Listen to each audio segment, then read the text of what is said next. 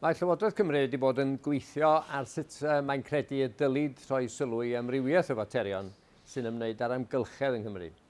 Ac mae o wedi cyflwyno'r newidiadau yr hoffai gwneud mewn cyfraith ddrafft arfaethedig bil yr amgylchedd Cymru.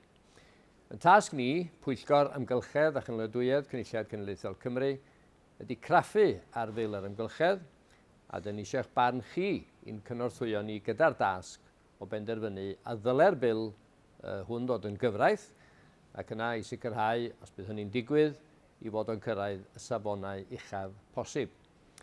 I gael esboniad llawn am yn gwaith ar y bil yma, bydd angen i chi edrych ar wefan y cynulliad. Ond i grynhoi ac yn fyr, mae'r bil yma yn cynnig newid y gyfraith i fynd i'r afael a phethau fel. Yn gyntaf, sut gallwn ni warchod ein amgylchedd wrth wneud defnydd cynaliadwy o adnoddau naturiol. Yn ail, sut mae'n mynd i'r afael a newid yn yr hinsawdd.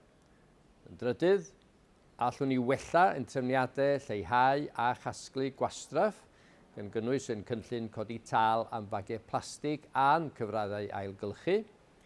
Bedwerydd, a yw ein trefniadau ar gyfer trwyddedu morol a pysgod cregyn yn gywir.